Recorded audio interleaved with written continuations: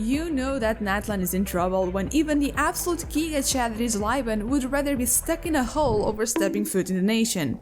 Between the complete and utter absence of any Natlan characters in all of the 5 nations we have already visited, to our MIA and possibly dead Pyro Archon, things aren't looking up for the Nation of Fire and War. And don't even get me started with their infestation. While most countries may struggle with pests like rats, Natlan has dragons. So many of them that it can be considered a nation of dragons. But what if all 3 of these problems were actually one and the same? What if the people of Natlan are confined to their nation because of the dragons? And what if those creatures are the reason why the only information that we have about Murata dates back way over 1,000 years ago? What if Murata is a dragon? Before we dive headfirst into this active volcano, a quick disclaimer. This is merely a theory, and given that I'm only going off what little canon information we have been given and extrapolating from there, a highly speculative one at that. This video is not at all indicative of the final in-game product, so take everything with a healthy amount of salt. At first, I took the radio silence on anything Murata related to mean that she's dead. After all, Hoyo seems to have a penchant for killing her off. Don't you dare.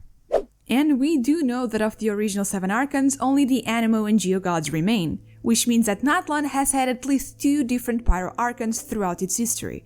But Venti, like always, decided to be a confounding factor.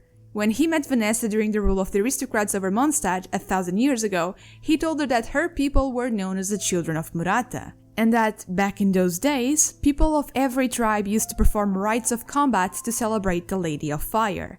We really can't be sure whether this Murata he knew was the original Archon, or if she was a replacement for the first one who might have bit the dust quite early after the end of the Archon War. What we do know is that Venti had been asleep for a very long time before the suffering and lack of freedom of his people roused him from his godly nap. Vanessa's tribe had been wandering Tevat for so long by that point that they had completely forgotten their origins and even the name of their god. So it's entirely possible that Murata died and was replaced during that period of time without Venti being any the wiser. Well, not back then anyway. In his More About Venti 3 voice line, he calls the Pyro Archon a wayward, war-mongering wretch, which kind of matches the description he gave us of Murata, as he called her obnoxious and the Lady of War. That said, in that same voice line, he goes on to call Zhongli a brutish, blundering buffoon. This is order.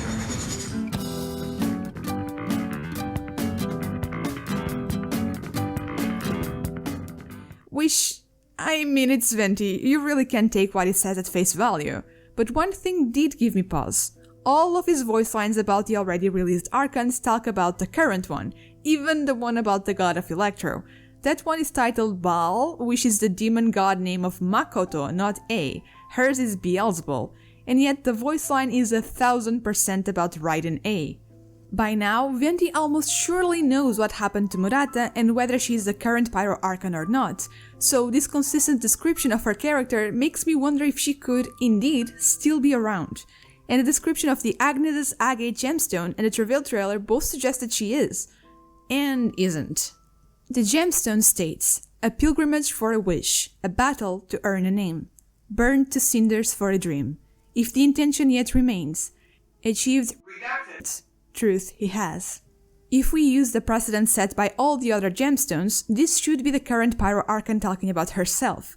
The inclusion of this redacted name, which is exclusive to the Pyro gemstone, however, casts some doubts on who is saying this dialogue and who it is about. And it could very well be about the different, unintroduced, torn apart character, if you catch my drift. But we will talk about that in another video. For now, I'm more interested in that second line, a battle to earn a name. All the noses and their associated archonhood were earned through war. Name, in this context, could easily be a stand-in for the title of Archon. With Natlan being a nation of war, I find it hard to believe that scuffles for the throne would end as soon as the Pyronosis was first claimed. And so, this could be the Pyro Archon telling us about her endless battle for her position. But then, the third line, burned to cinders for a dream, is a very powerful metaphor for the Pyro Archon, the god of fire. Cinders are the result of incomplete combustion. They are what's left after a fire dies without fully burning its fuel. For the Lady of Fire, they could represent death and rebirth. Natlan's chapter is titled Incandescent Ode of Ressurection, meaning rising from the dead. Perhaps the reason why we've only ever heard about one pyro archon is because there's only ever been Murata, who has been replaced by herself. If there is one nation where that should be possible, that's Natlan, because there is a phoenix in the Mare Jivari. The phoenix is a mythological bird that dies in a blazing inferno only to come back to life by rising from the ashes of its predecessor. The people of Natlan worship this phoenix, so it must have some significance to them. Usually, when a human dies in Teyvat, their soul returns to the ley lines, but this bird could function like a sort of reverse psychopomp, preventing the souls from reaching their resting place and reincarnating them instead. Case in point, the famous adventurer Stanley died in the Mare Jivari to save his friend Hans Archibald. Grief-stricken, Hans went on to take on his identity to keep his memory alive in an attempt to cope with the fact that Stanley had died in a windless land, where his spirit could never be recovered, meaning it would not enter the ley lines. And Bennett might be an example of this resurrection. He was found by an adventurer in a land of scorching flames and deafening thunder, a landscape so hellish he believed himself to be the first living creature to step foot in it, a description that seems to best fit the Mare Jivari. And yet, there was baby Bennett, completely alone. It did not appear that he had just been dropped off by his parents. It looked like he had been abandoned by the world itself. Bennett might be a reincarnation of someone, brought back by the power of the phoenix. In some cultures, this mythological creature is even seen as a symbol of misfortune and tragedy, which might as well be Bennett's middle name. So, Murata is constantly getting into fights, dying at least once only to be brought back by the phoenix. Simple, right? Yeah, too simple. When is the lore ever that straightforward? And this scenario doesn't answer a lot of very important questions, like what's going on with the dragons? Why aren't there any Natlan characters anywhere? Why was Vanessa's tribe on the move for generations upon generations? What did Ursa the Drake want with them? And why aren't they quite human? According to the description of Shackles of the Dandelion Gladiator, Vanessa was freakishly strong. The shackles that the Lawrence clan forced on her served only to give them a false sense of safety. Vanessa could have broken through them at any moment if she wanted to, because they lacked the divine flame from her homeland. Divine flame or not, breaking through metal shackles is not something that the average human is capable of. And this wasn't a Vanessa trait, but a Muratan one. Venti called her tribe the Children of Murata. In and of itself, this is already not common. Anarchan's people are not usually referred to as their children. Some characters have been called descendants of Deshret though, like Candance and even Sino. But this seems to be more so on the basis of the power they wield and doesn't necessarily mean that they are biologically related to the Scarlet King. The Muratans, on the other hand, all possess the same fiery red hair, as though they were related by blood. Venti calls them a hardy people, but claims that they are few in number and seldom seen in the north. We know that, at least in Tenok's time, there were 6 major tribes in Natlan. That hardly sounds like a few people. On top of that, Yansan has white hair, not red. This seems to imply that not everyone in Natlan is a child of Murata, with the title being unique to Vanessa's tribe, which may mean that they are actually related to the god. That could certainly explain their superhuman capabilities, but it may also explain Ursa the Drake. We know infuriatingly little about this dragon. We don't even know when it first made its way to Mondstadt, only that it tormented Vanessa and her people for 4 days straight, forcing them to seek refuge within the city, where they would be enslaved for 10 years until Vanessa, with Barbatus' help, was able to drive the dragon off and abolish the aristocracy. We don't know where it went after that, only that 4 years before the beginning of the story, it was causing trouble in the land of Anima once more. And who did it attack? Krippus and Diluc, 2 red-headed characters, members of the Ragnarvinder clan. During the rebellion against the Caribbean, one of the warriors on the side of freedom was a wandering red-haired man, who could easily have been a Muratan. This warrior is heavily implied to be an ancestor of the Ragnarvinder clan. Now, this attack in particular was instigated by the Fatui, but the victims don't seem to be random. Whether Ursa is going after Vanessa and her people, or Diluc and his father, at the end of the day, he's going after the Children of Murata. It may be personal. It may be so personal that Ursa struck a deal with the head of the Lawrence clan. Lord Lawrence promised Ursa a peace offering, aka human sacrifices. These sacrifices were the children of Murata. It's unclear if Ursa knew who the sacrifices would be, or even if it requested it be them. But still, it has happened one too many times for me to believe that this dragon doesn't have it out for gingers. And if it is after the Muratans, then it is possible the only reason why the tribe left their homeland in the first place was to escape Ursa and maybe the many other dragons said to live in Natlan. Maybe this dragon persecution is the reason we don't really see any Natlan natives anywhere in Teyvat. But wait, didn't Nuvelad say that dragons and humans coexist in Natlan? Yeah, but more specifically, he said that large numbers of them do, having gone through long years of development and evolution. This implies that not all of them decided to live together with humanity happily ever after, and the description of the talking stick kind of confirms this. It first tells us that dragons roam the wilderness, and then proceeds to describe how the leaders of all 6 major tribes joined Tenok in his fight, the first 5 of them bringing a companion along. We know nothing about these companions other than their names, and that might be enough, because all 5 have the name of cryptids. Kayak, a cryptid said to look very similar to humans, and Gubu, a rhinoceros-like cryptid, Mahamba, a huge crocodilian cryptid, Kongamatu, a flying reptile cryptid, and Muhuru, another crocodilian cryptid. Bishops have a very cool ability, where they can decide which traits they want to pass down to the next generation, which makes them extremely adaptable, but also has the potential of completely altering how the species looks in only a few generations. When in Rome, do as the Romans do. If the dragons wanted to better live alongside humanity, taking on a humanoid form seems like a logical enough way to do it. And we know it can happen, I mean, just look at Villette. All these reptilian cryptids with even a flying one and one that looks human may be hinting at dragons in human skin. Turns out Enjo wasn't just playing with us. Really, the only odd one out is the rhinoceros-looking one. But then again, dragons in Genshin don't always look like, well, dragons. This also opens the door to the possibility of human-dragon hybrids, which is not as weird as it sounds. I mean, there are human-adapted hybrids after all. But whether we are talking about full-blooded dragons in human getup or hybrids, you would expect them to have superhuman capabilities, right?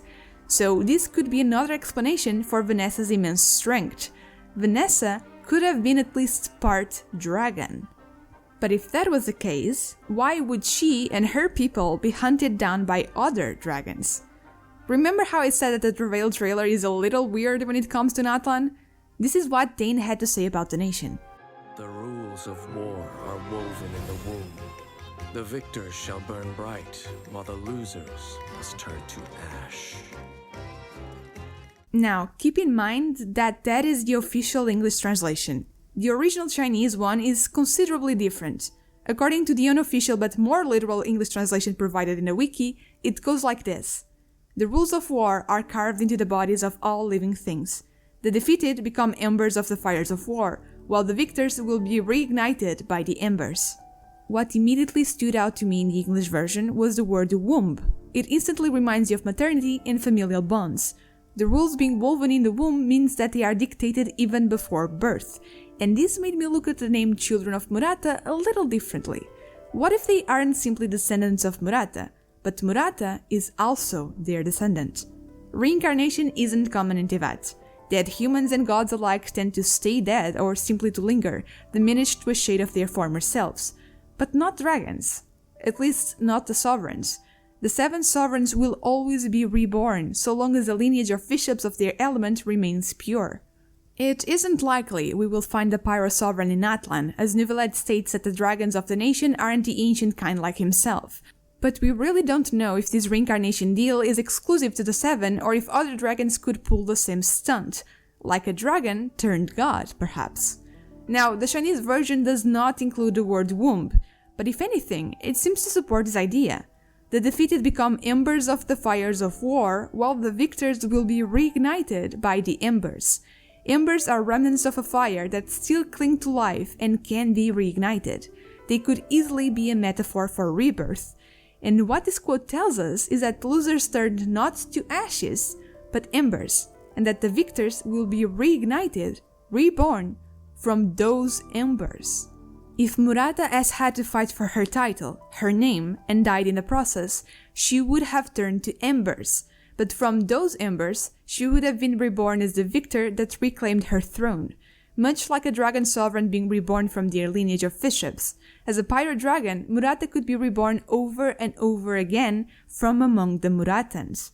And if that is the case, whoever is competing with her for her throne would want to wipe out the children of Murata to prevent her from coming back. That's why they had to leave their homeland. And if you're thinking that Murata can't be a dragon because Celestia would never allow one to claim a Gnosis and rule one of their nations, Morax exists. He's a dragon adeptus and he keeps an overgrown rock frog, dragon, as a companion. Venti also has Dvalin, who was one of the Four Winds, a position of high power within the Anemo nation. And Neuvillette, who is verbally hostile towards Celestia, has been pretty much ruling Fontaine for over 400 years, but he has yet to fall victim to divine wrath. At this point in time, we don't even know if Heavenly Principles and the Sustainer are awake and aware of what is going on, but they might have never been opposed to the idea from the get-go. There are several dragons that are on good terms with the gods, and this might be the case for most of the Natlan ones. After all, Neuvillette believes you would not be welcome in the nation. It is possible this is because he wants to overthrow Celestia. Natlan is constantly at war with itself. If these battles are fought for the role of Pyro Archon, and if the dragons coexist with humanity, they too may be vying for the throne, in which case, the last thing they would want would be for the Order of Seven to be overthrown, as that would render all of their efforts meaningless. Besides, the best predictors for which gods manage to claim a Gnosis seem to be how much they love humanity. Barbatos is a perfect example of this. He was just a tiny little wind spirit who would have never been able to defeat the Caribbean alone. Andreas would probably have been able to squash him with minimal effort as well. But he willingly gave up his physical body because he came to recognize he did not love humanity well enough to be an Archon. So it stands to reason that a dragon who loved humanity could be entrusted with his power. Well, so long as they weren't a sovereign. But this is just a theory, a Genshin theory. This quite literally came to me in a dream, but when I woke up I was like, wait a second, there could be something in there. So what do you think? Is Murata a dragon? Is she even around anymore? Do you think this resurrection is in reference to her? And if so, how do you think it happens? Let me hear your thoughts because Natlan is still too far away and I'm obsessed. That's all for today. My name is Blue and I'll see you again soon. Safe journey, travelers!